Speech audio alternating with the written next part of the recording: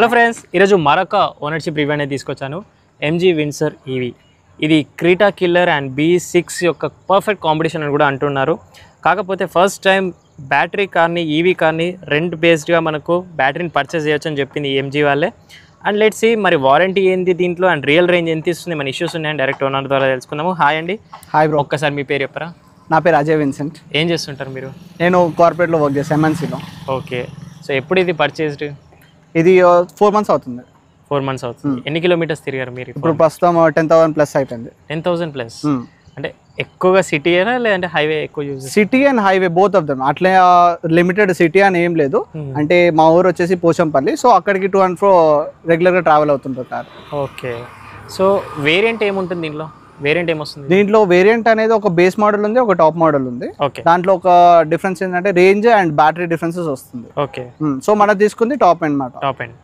అచ్చా, ఇది battery rent something ఏదో అంటున్నారు. నేను రోజు అప్లోడ్ చేసే వీడియోస్లో 10 కమెంట్స్లో ఒక్క కమెంట్ అంటే డెఫినెట్గా ఎంజీ విన్సర్ ఈవీ రివ్యూ అడిగారు. మీరు 1 కాదు 2 కాదు 3 రివ్యూస్ రెడీగా ఉన్నాయి. నెక్స్ట్ జస్ట్ మీరు సబ్స్క్రైబ్, నోటిఫికేషన్ పెట్టుకోవడం మర్చిపోతే అవన్నీ మిస్ అవ్వకూడదు అనుకుంటే మీరు కూడా ఇలాగే మీ ఓనర్షిప్ రివ్యూని షేర్ చేసుకోవచ్చు కదా. Bikers by Telugu official Insta page ఉంది, వాట్సాప్ నెంబర్ స్క్రీన్ పైన ఉంది. హైదరాబాద్లో ఎక్కడున్నా కూడా నేనే మీ వరకు వచ్చి రివ్యూ అనేది ఇస్తాను. ఒక నిమిషం. అండ్ అలాగే happy Dasara to all my bikers by Telugu family and friends. Battery rental అని ఒక ఆప్షన్ కూడా ఇచ్చిండే, కానీ దానికి మించి మేము అనుకున్నాం ఏంటంటే ఇప్పుడు మనకి ఎట్లయినా ఇచ్చింది లైఫ్ టైం వారంటీ. సో మనకి స్టార్ట్ అయింది lifetime warranty first Windsor ఈవీతోనే. ఓకే, సో దాని బేస్ మీద చూసుకుంటే రెంట్ కట్టడం బదులు మన సొంత బ్యాటరీ తీసుకొని ఎలాగైనా 15 years వారంటీ ఉంది. సో వారంటీని ఎట్లయినా క్లెయిమ్ చేసుకోవచ్చు ఇన్ కేసు ఏమైనా ప్రాబ్లమ్స్ వచ్చినా కానీ. సో దానికి అనుకొని మేము ఫుల్ టైం తీసేసుకున్నాం అనమాట. Okay, so firstly Windsor EV choose చేసుకోవడానికి రీజన్ ఏంటి? ఎంజీ అనేది ఒక కొత్త బ్రాండ్ 4-5 years బ్యాక్ వచ్చింది. దాంట్లో ఎలక్ట్రిక్లా రెంట్ అన్నారు, డిఫరెంట్ లుక్స్ ఉంది. ఎలా చూస్ చేసుకుంటారు? సో బేసికలీ ఫస్ట్ ఇంప్రెషన్ ఒక కొత్త కార్ ఎంజీలో ఎందుకు తీసుకున్నామంటే ది ఫస్ట్ లుక్. మీరు చూడండి, ఇది రెగ్యులర్ కార్ లుక్ కాకుండా దిస్ ఇస్ న్యూ లుక్, టోటల్గా న్యూ లుక్. రెగ్యులర్గా మనం చూస్తుంటే స్విఫ్ట్ అయినా కానీ వేరే టాటా కార్స్లో కానీ రెగ్యులర్ నార్మల్ కార్ లుక్ వస్తుంది, ముందు ఇంజన్ టైప్ వచ్చేసి అట్లా వస్తుంది.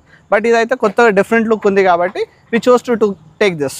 ఓకే, సో ఫస్ట్లీ ఇప్పుడు పెట్రోల్ కార్స్ అంటే మనము ఇంజన్ గురించి అడుగుతాము, మైలేజ్ ఏందని అడుగుతాము. దీంట్లో మెయిన్గా మోటార్ ఈజ్ హార్ట్ అంటాం దీన్ని. కరెక్ట్.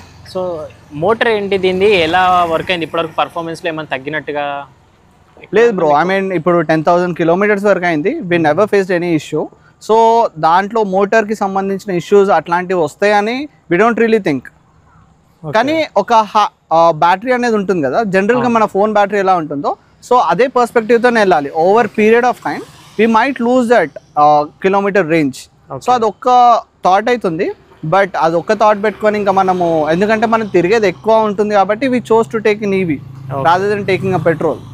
ఓకే, నేను ఒకటి విన్నాను, compare to other EV cars so దీని మోటార్ యొక్క కెపాసిటీ అనేది బాడీ తగ్గట్టు, సైజ్ తగ్గట్టుగా లెస్ పవర్ ఉంటుంది కాంపిటీషన్ గా విన్నాను. లేదు bro, I mean comparatively to other EVs, we don't say the brand names and all, keeping it aside. So ఆ పర్ఫార్మెన్స్లో అయితే నీకు బ్యాటరీ ఇచ్చే పర్ఫార్మెన్స్ టు ద పిక్, దాంట్లో ఎటువంటి కాంప్రమైజ్ అనేది ఎంజీ అయితే చేయలేదు. ఓకే, సో ఇప్పటివరకు తీసుకున్న ఈ 4 months టైంలో మీకు ఎప్పుడన్నా రిగ్రెట్గా అనిపించిందా పెట్రోల్ ఎందుకు చూస్ చేసుకోలేదు? రిగ్రెట్ పెట్రోల్ చూస్ చేసుకున్నా అనుకోలేదు. బట్ ఒక్క రిగ్రెట్ ఏముండే అంటే మేము తీసుకున్న ఒక 1 week 10 daysలోనే దీని ప్రో మోడల్ వచ్చింది.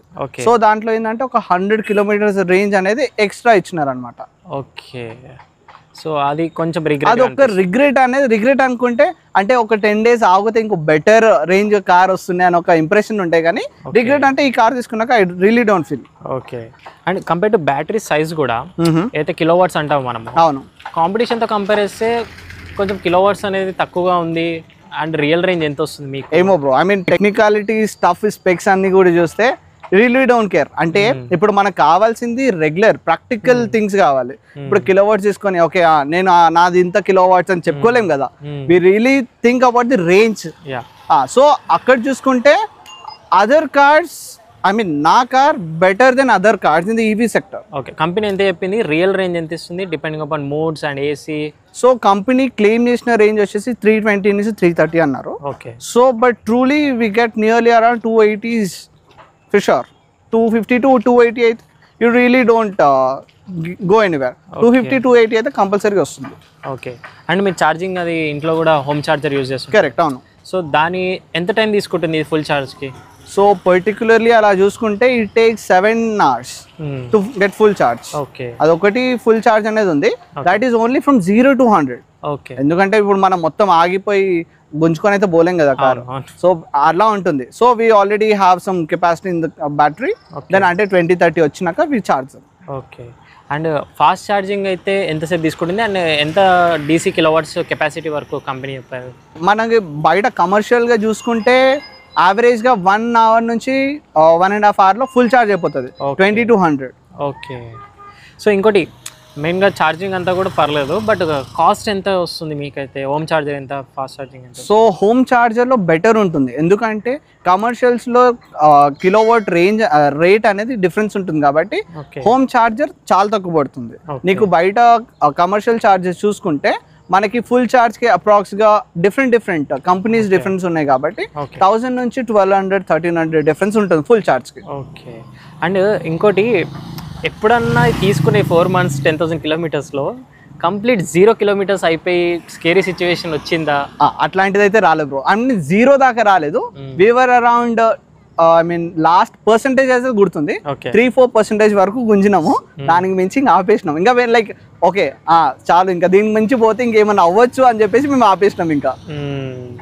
సో అప్పుడు ఒకవేళ అలాంటి సిచ్యువేషన్స్లో ఫ్యామిలీతో ఉన్నా కూడా లాంగ్ రైడ్స్లో ఉంటే కనుక, ఫ్యామిలీతో ఉన్నప్పుడు అట్లాంటి స్టంట్లు అయితే చేయలేదు ఇప్పటి వరకు. ఓకే. అండ్ ఇంకోటి, మీరు లాంగ్ ఒకటి వెళ్ళారు. కరెక్ట్. మేము హంపీకి వెళ్ళాం యాక్చువల్లీ. ఓకే. సో అక్కడ మేము ఒక ప్లానింగ్తో వెళ్ళాము. సో మీరు కమర్షియల్ ఛార్జెస్ అని చెప్పినా కదా, ఆ కమర్షియల్ ఛార్జెస్లో మేము డిఫరెంట్ యాప్స్ అనేవి ఉంటాయి కదా. సో దాంట్లో అన్నిట్లో చూసుకున్నాం అనమాట, ఎక్కడ ఏ ఛార్జెస్ ప్లేస్ అయి ఉన్నాయని చెప్పేసి డిఫరెంట్ చూసుకొని. సో మేము అలాగా ప్లాన్ చేసుకొని ఒక్కొక్క దాంట్లో ఒక్కో ప్లానింగ్ ఉంటాయి. సో అక్కడ ఛార్జెస్ డిఫరెన్స్ ఒక 2 to 3 kilometers ఉంటాయి. సో ఆ దాంట్లో బెటర్ చూసుకొని we drove from Hyderabad, I mean LB Nagar నుంచి. సో మేము హంపీకి వెళ్ళినప్పుడు మేము ఇక్కడ ఎల్బీ నగర్ నుంచి హంపీకి వెళ్ళే రూట్లో మధ్యలో రాయచూర్లో ఒక స్టాప్ తీసుకున్నాం. అక్కడ we found it is a good spot for average, అంటే 210 kilometers వచ్చింది మనకి. సో అక్కడ వరకు అయితే we didn't find any issues with the car.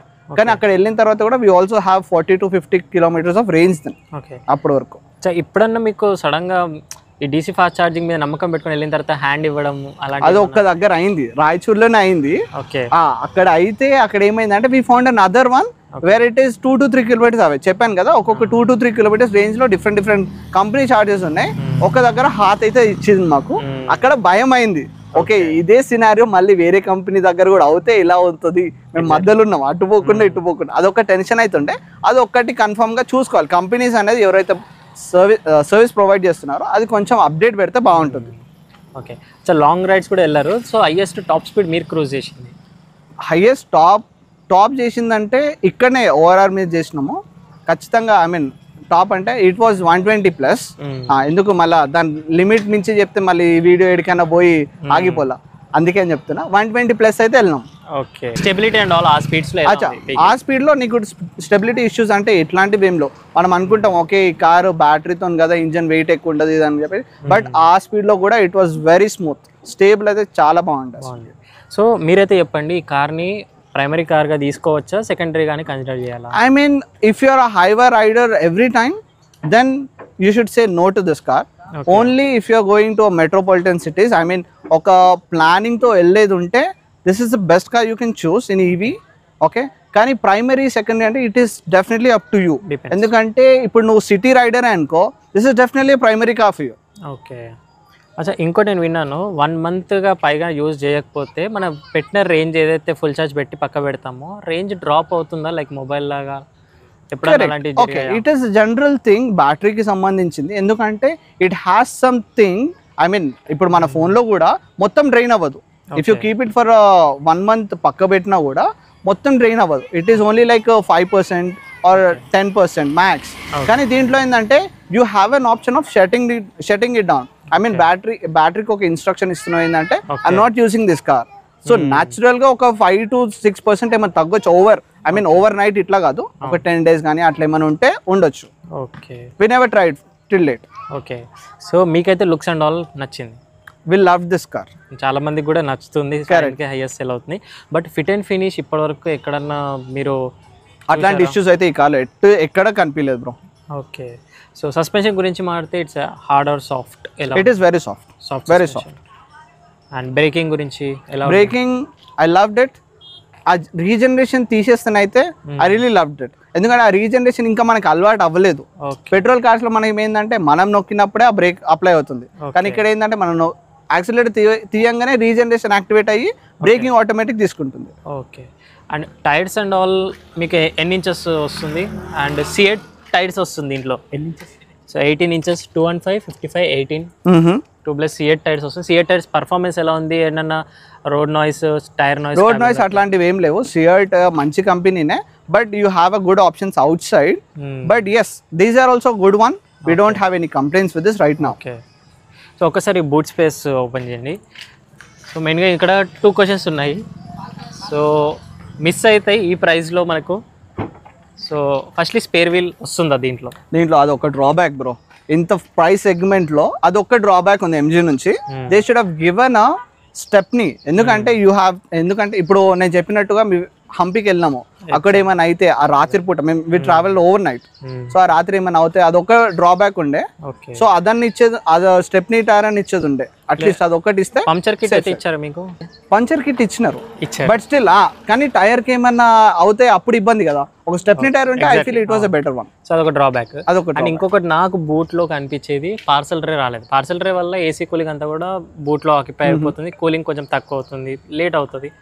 Parcel tray ఇవ్వచ్చా, లేకపోతే దీని డిజైన్ అలానే? దీని డిజైన్ అలాగుంది నీకు. అట్లా అని చెప్పేసి నువ్వు అన్నట్టుగా పార్సల్ ట్రే లేకున్నా కూడా నీకు వెనకాల సీట్లో కూడా చాలా మంచిగా ఏసీ వస్తుంది. దాంట్లో ఎట్లాంటి డ్రాబ్యాక్ లేదు. Okay. So futures and all 360 cameras and all అన్నీ వచ్చేసాయి అయితే. సో ఒకసారి ఇంటీరియర్ నుంచి చూద్దాము. సో అఫ్ కోర్స్ లాంచ్ అయినప్పుడు లేదంటే ఫస్ట్ లుక్ మన ఇంటీరియర్ చూసినప్పుడు కూడా సోఫా సీట్స్ అంటుండే దీన్ని. కరెక్ట్, అవును. ఫస్ట్ లుక్కే దీన్ని సోఫా సీట్స్ లాగా ప్రమోట్ చేశారు కంపెనీ. సో కంఫర్ట్ వైజ్గా చెప్తున్నా కదా, దిస్ కార్ వాజ్ సెకండ్. ఇంకొక బెస్ట్ థింగ్ ఏంటంటే the space in the car. నీకు ఈ సెగ్మెంట్లో, ఈ ప్రైస్ రేంజ్లో ఇంత స్పేషియస్ ఉన్న కార్ ఏది లేదు ఈవీలో, ఎస్పెషల్లీ ఈవీ. ఆ సీటింగ్ కంఫర్ట్ కానీ స్పేస్ కానీ, వెనకాల సీట్ ముందు వాళ్ళకంటే వెనకాల చాలా మంచిగా కూర్చోవచ్చు. ఇంకా ద బెస్ట్ థింగ్ ఇది ఏంటంటే నీకు ఇక్కడ రెక్లైన్ అనే ఆప్షన్ కూడా ఉంది ఇక్కడ. You have a recline option. Okay. You have this option to recline. వెనకాల మంచిగా మన పేరెంట్స్ కానీ, you have elder people at home, they can actually have a good recline seats back side. 30 to 40 degrees వరకు recline చేస్తారు. Correct, అవును. But దానివల్ల boot తగ్గిపోతుందా మళ్ళీ? దాంట్లో ఎక్కువ డిస్టర్బెన్స్ అనేది ఉండదు. ఇఫ్ యు ఆర్ సో అంతగానము నీకు బూట్ కావాలంటే you should just compromise in sitting. But sitting లో కంఫర్ట్ అయితే ఎటుపోదు. That reclining you need to compromise. Okay. ఒక్కసారి డ్రైవర్ సైడ్ నుంచి ఓపెన్ చేయండి. సో ఫస్ట్ టైం మనకు ఒక మినీ టీవీ లాగానే స్క్రీన్ అనేది వస్తుంది. అవును. సో దీనివల్ల యాక్చువల్గా ఇది ఓకే, బట్ ఏంటంటే డ్రైవ్ వ్యూ పాయింట్ అనేది డిస్టర్బ్ అవుతుందా దానివల్ల? దీంట్లో లేదు బ్రో. కానీ నువ్వు చూసుకుంటే నువ్వు ఒకసారి ఇక్కడ డ్రైవర్ సీట్ చూసుకుంటే ఇది నీకు అసలు ఎక్కడ కూడా డిస్టర్బెన్స్ అవ్వదు. ఎందుకంటే your view angle is this side. నువ్వు ఇలా కింద కొన్ని చూస్తే that is the point where you need to think about this. But అక్కడ మనకు లెఫ్ట్ సైడ్ బ్లైండ్ స్పాట్ లాగా మధ్యలో స్క్రీన్ రావడం ఎట్లాంటిది ఏమండదు. When you are I'm 5'7", okay, నా హైట్ రేంజ్కి అయితే ఎట్లాంటి డిస్టర్బెన్స్ అయితే డ్రైవింగ్లో ఎట్లాంటిది అనిపించలేదు ఇప్పటి వరకు. I was all day comfortable with this. Okay. And ఇంకోటి ఫిజికల్ బటన్ చాలా తక్కువగా అనిపిస్తుంటాయి. Correct, that's an other beauty of this car. Beauty అనొచ్చా, లేదంటే టాప్ స్పీడ్స్ లో మనము కొంచెం డైవర్ట్ అవుతూ ఉంటాం.